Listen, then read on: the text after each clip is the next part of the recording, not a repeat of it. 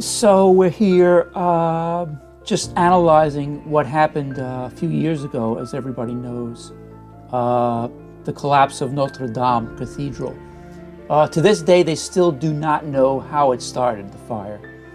But it's an amazing, amazing feat, what they've done for the past couple of years in trying to rebuild it. As you can see from the video, tons and tons of work were involved in trying to recover it. A lot was destroyed. Fortunately, not the entire cathedral.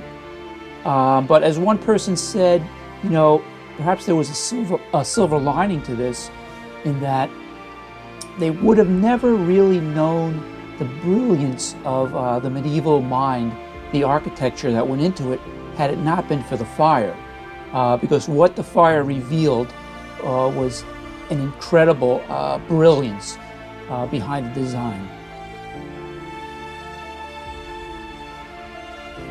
And as you can see, the spire was probably the pinnacle of the disaster.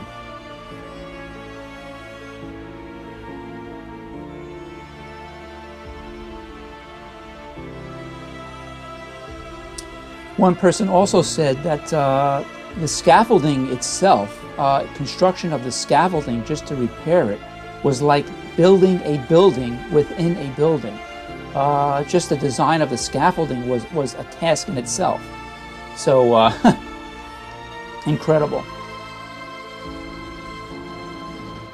Before I forget, I want to thank our RLRH affiliate, Father Reyes. He is in Belgium, and he has been in Belgium for the past, I think, 5 or 7 years now. And as soon as the fire broke out, we notified him, and he got on a train and headed over there. And he was permitted to get into the cathedral. Not everybody got in, obviously. You really had to know somebody or have some kind of a VIP clout. And fortunately, he knew some of his Benedictine brothers. He's a Benedictine brother, so he was able to get into the cathedral to just give us a first-hand view of everything. And as you can see, the roof construction, the temporary roof construction, was a brilliant idea.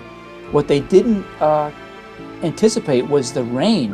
When the builders obviously built the cathedral, they didn't know it was going to rain like this, and the roof prevented it.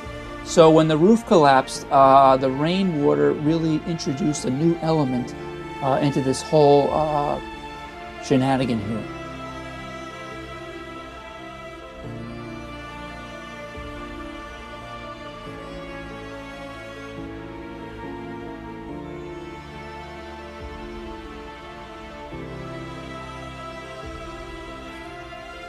And I think something like 500 to 700 workers per day were on the scaffolding and working to rebuild it. That's a lot of people, actually.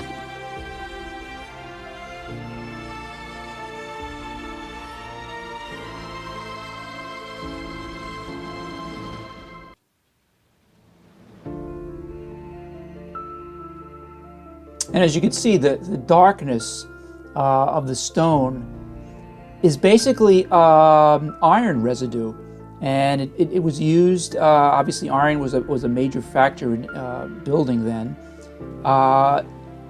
and basically iron and lead actually made up the metallic part of it, and which obviously, when it burns and it turns to powder, it represents a hazard, as you can imagine.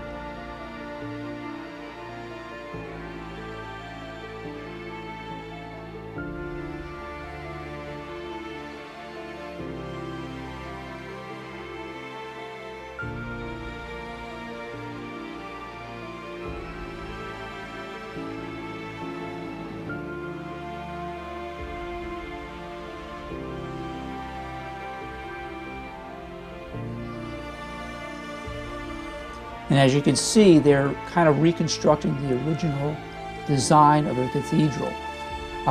You know, it's a very interesting point that can be made. And I think Emmanuel Macron is going to have to consider this when he's making his announcement speech. First of all, Real Live Relic Hunter does not believe that this will be completed within the time frame of the Summer Olympics of 2024. Just looking at the scope of the magnitude of what's involved, it's really an unrealistic goal. Getting back to that point I was making, the original construction was so brilliant that they have to make a decision here. They could rebuild the cathedral using modern technology, and it could be done in a matter of months. However, they want to rebuild it in the same manner and design as the builders of old. 850 years ago it was built. And so to do that, it's just going to take time. So we don't believe that this is going to be completed by summer of 2024. And I think Macron knows this, and I think he's drafting a speech. You know what? I think everybody will kind of like agree with the decision to put it back into its original design. You know, rather than add modern technology to it, let's spend more time and let's restore it to its original condition. I think that's going to be the original sentiment, and it's going to be a popular one too.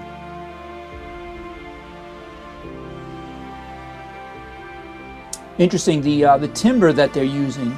I didn't know this. I spent some time in France myself, but my sister actually lives there. Did you know that 1/3 of France is covered in forest? A full 1/3. That was incredible for me to hear that. So this timber is basically coming from those woodlands.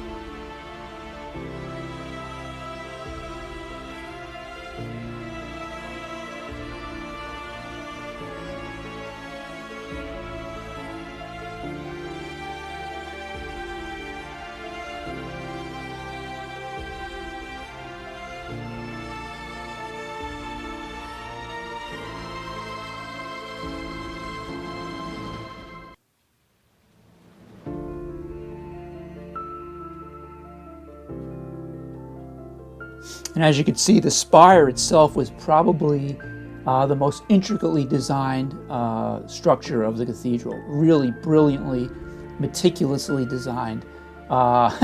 It's almost impossible for somebody today to replicate that. We just have so much of a quick know-how, a fast know-how to get things done that we never really appreciated the amount of time it went into to make something like that. So we're kind of like relearning, reigniting the knowledge of old.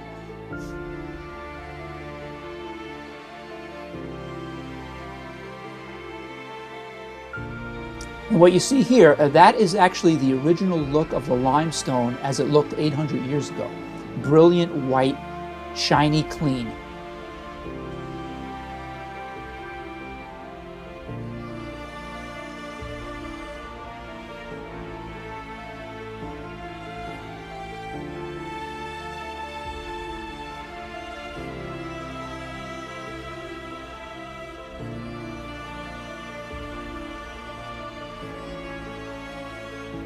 Yeah, you want to pay attention to this part. This is really important. As I said before, when the roof collapsed, it opened up a whole new element, and that being water.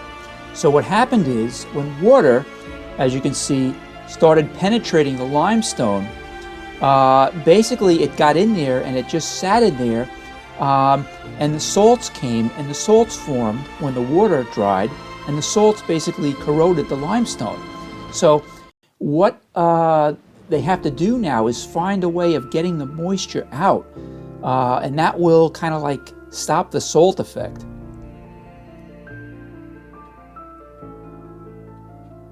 And they came up with a great idea, actually. They are going to undercoat the whole bottom part of the limestone with clay. And if you might know this already, but clay actually draws everything out. Clay is used when you put on open wounds to draw infections out. So the same principle here, the clay is going to draw the moisture out of the limestone, and that's going to kind of like solidify the stone preventing it from further decay.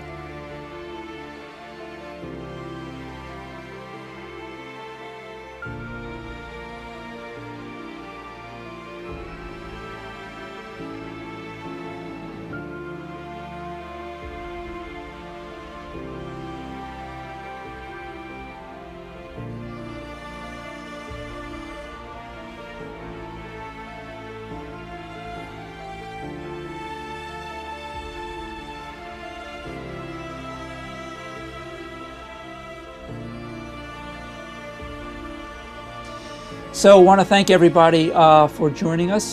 Tune in again next time as we kind of like profile these things in history. So thanks again, and stay tuned.